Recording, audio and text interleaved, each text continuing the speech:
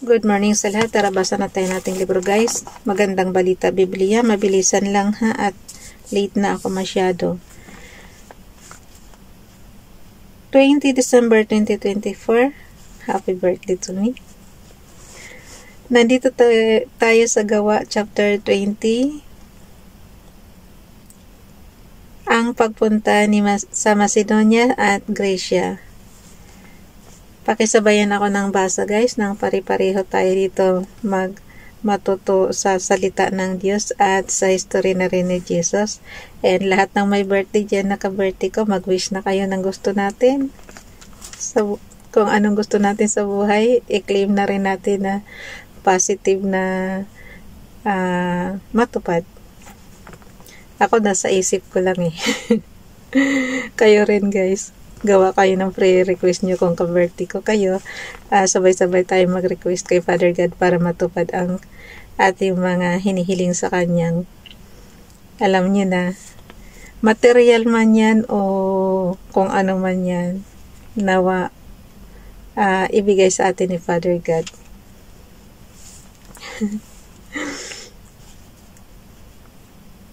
Okay, ang pagpunta sa Macedonia at Gracia. Gawa chapter 20 verse 1. Nang tumigil na ang gulo, ipinatawag ni Pablo ang mga alagad at pinalakas ang kanilang loob.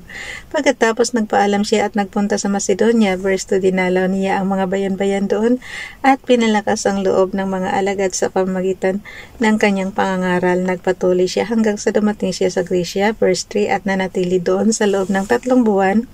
Aalis na sana siya papuntang Syria, ngunit nabalitaan niyang may tangka ang mga Hudyo laban sa kanya, kaya't ipinasya niyang sa Macedonia na uli magdaan sa kanyang pagbabalik. Verse 4, sumama sa kanya ang taga-Beriang si Sopater na anak ni Piro, gayon din sina Aristarco at Segundo na mga taga-Tesalonika, si Gaius na taga-Derbe, si Timoteo at sina Tikiko at Trofimo na mga taga-Asya. Verse 5, nauna sila at naghintay sa amin doon sa Troas. Verse 6, kami naman ay sumakay sa barko mula sa Filipos pagkaraan ng pista ng tinapay na walang pampaalsa at dumating kami sa Troas ikalimang araw. Nanatili kami roon ng 7 araw. Guys, pakisabayan nyo ako ng basa ha, para alam nyo kung ano yung binabasa natin. Huling dalaw ni Pablo sa Troas. Verse 7, ng Sabado ng gabi kami nagkakatipon upang magpira-piraso ng tinapay. Si Pablo ay nangaral sa kanila hanggang hating gabi sapagkat aalis na siya kinabukasan. Verse 8, maraming ilaw sa silid sa itaas na pinagtitipunan namin. Verse 9, nakaupo sa bintana ang isang binata na ang pangalay Eutico. Dahil sa kahabaan ng pagsasalita ni Pablo, si Eutico ay inantok at nakatulog ng mahimbing at nahulog siya mula sa 3 palapag na kanyang kinaroroonan, kaya't patay na siya ng buhatin. Verse 10, nanaog din si Pablo at niyakap siya. Huwag kayong magkagulo, buhay siya. Verse 11, muling pumanhik si Pablo at nagpira-piraso ng tinapay. Pagkatapos nagpatuloy siya sa pangangaral sa kanila hanggang mag-uumaga saka umalis. Verse 12, ang binata naman ay buhay na inihatid sa kanyang bahay at ito'y nagdulot sa kanila ng malaking kaaliwan. Mula sa Troas hanggang sa Mileto. Verse 13, sumakay kami sa barkong papuntang Ason. Doon kami makikita ni Pablo ayon sa bilin niya sa amin sapagkat sasakyang panlupa ang kanyang gagamitin papunta roon. Verse 14, nang makita kami sa Ason, sumakay siya sa sinakyan namin at sama-sama kaming pumunta sa Mitilene. Verse 15, mula roon, patuloy kaming naglakbay at kinabukasan dumating kami sa tapat ng Kio. Nang sumunod na araw, dumaan kami sa Samos at makaraan ng isa pang araw ay dumating kami sa Mileto. Verse 16, ipinasya ni Pablong lampasan ang Efeso upang huwag siyang maantala sa Asya sapagkat ibig niyang nasa Jerusalem na siya sa araw ng Pentecostes.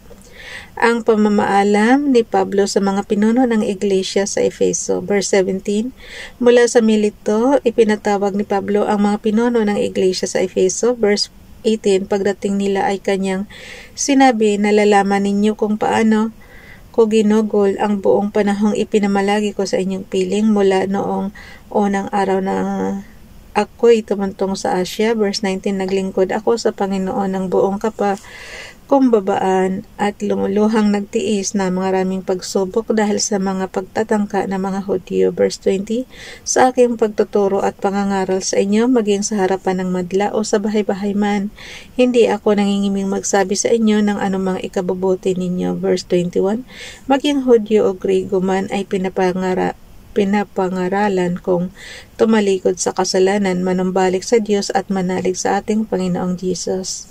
Verse 22, ngayon bilang pagsunod sa Espiritu Santo, ako'y pupunta sa Jerusalem at hindi ko alam kung ano ang mangyayari sa akin doon. Verse 23, ang tanging nalalaman ko ay ito. Sa bawat bayang dinaanan ko ay pinapahayag sa akin ng Espiritu Santo na ang naghihintay sa akin ay pagkabilanggo at kapighatian. Verse 24, subalit walang halaga sa akin ang aking buhay. Magawa ko lamang ang aking tungkulin at matapos ang gawaing ibinigay sa akin ng Panginoong Jesus ang pagpapahayag ng magandang balita tungkol sa kagandahang loob ng Diyos para sa tao. Verse 25, nakisalamuha ako sa inyo habang nangangaral tungkol sa kaharian. Ngayon alam kong hindi na ninyo ako makikitang muli. Verse 26, kaya't sa araw na ito'y sinasabi ko, hindi ako mananagot kung mapahamak ang sinaman sa inyo. Verse 27, sapagkat hindi ako nag-atubiling ipahayag sa inyo ang layunin ng Diyos. Verse 28, ingatan ninyo ang inyong sarili at ang buong kawan, sapagkat sila inilagay ng Espiritu Santo sa inyong pag-iingat. Pangalagaan ninyo ang Iglesia ng Diyos na kanyang tinubos sa pamamagitan ng dugo ng kanyang anak. Verse 29, alam kong pagkaalis ko'y magsisipasok ang mababangis na asong gubat at walang patawad nilang pupuksain ang kawan. Verse 30, mula na rin sa inyo'y may lilitaw na mga tao magsasalita ng kasinungalingan upang mahikayat na sumunod sa kanilang mga alagad. Verse 31, kaya't mag-ingat kayo, alalahanin ninyong tinuruan ko kayo araw at gabi sa loob ng 3 taon at maraming luha ang pinuhunan ko. Gawa chapter 20 verse 32. At ngayon itinagubilin ko kayo sa Diyos at sa kanyang salitang nagpapahayag ng kanyang kagandahang loob. Ito ang makakapagpatibay sa inyo at makakapagbigay ng mga pagpapalang inilaan sa lahat ng kanyang ginawang banal. Verse 33, hindi ko hinangad ang ginto, pilak o pananamit ni numan. Verse 34, alam ninyong nagbanat ako ng buto upang kumita ng ikabubuhay naming magkakasama. Verse 35, sa lahat ng pagkakataon ipinakita ko sa inyo na sa pamamagitan ng ganitong pagtatrabaho, dapat ninyong tulungan ang mahihina. Alalahanin natin ang mga salita ng Panginoong Jesus. Higit na mapalad ang nagbibigay kaysa tumatanggap. Gawa chapter 20 verse 36, pagkasabi nito, lumuhod si Pablo at nanalangin kasama nila. Verse 37, silang lahat ay umiiyak na yumakap at tumalik kay Pablo.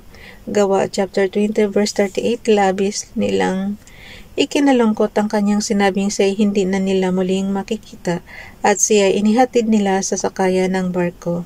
Guys, bukas na itong chapter 21. Ang pagpunta ni Pablo sa Jerusalem. 21 December. Kaya maganda lang ito bawat chapter pareho ng date. Okay. Bye everyone. God bless.